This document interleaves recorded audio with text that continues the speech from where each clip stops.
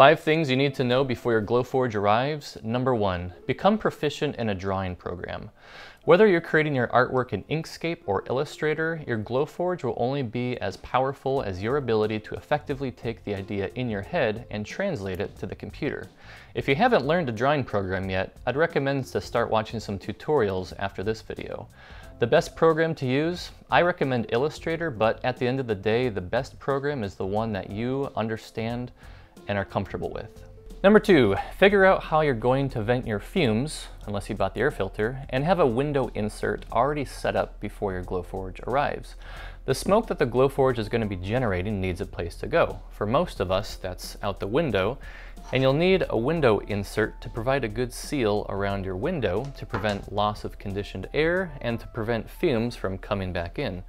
This video will show you how to make your own, and I'll provide a few links down below for some pre-made ones that you can buy.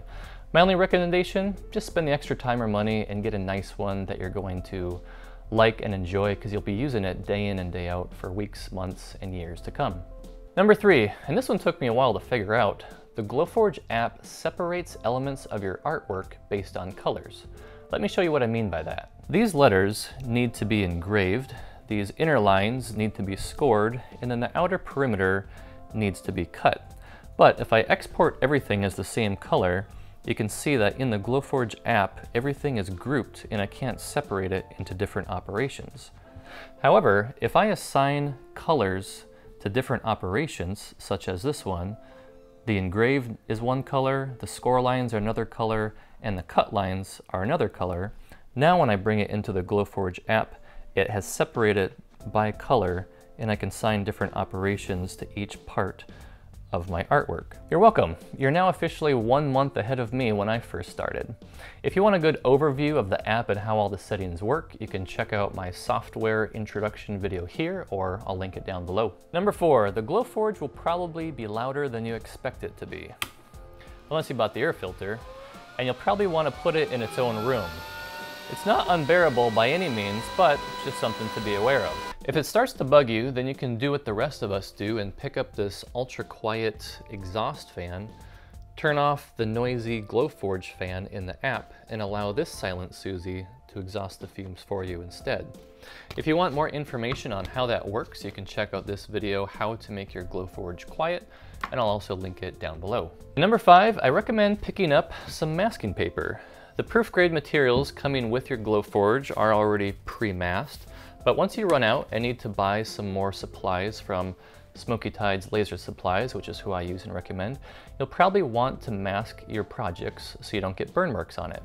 You can see in these 2 examples, this one has been masked, this one has not, so you got a lot more cleaner cuts by using masking paper. My only recommendation is that if you're going to be using this, do not leave the room while cutting masked projects, because if it's not on there all the way, the tape can start to peel, and once that happens, it becomes a fire hazard. A few other products that you might want to pick up is the exhaust port extension, which will eliminate 500 headaches by keeping your hose from falling off the back of your Glowforge. If you want to run a 6-inch hose instead, you can pick up the 6-inch exhaust adapter. Also, if you're going to pick up the 6-inch AC Infinity Fan, you might want to pick up these reducers as well. They're a bit pricey because they're 3D printed, but they take 12 hours, and they're the only truly leak-free reducers out there. After you've put the tin reducers on there and taped the crap out of them and they still leak, you might want to give these a try. Well, I hope this video helps you guys hit the ground running. It's the video I wish I had when I first got my Glowforge. If you have any further questions, please reach out to me in the comments. I would love to get back to you and help you out if I can. Until next time, happy Glowforging.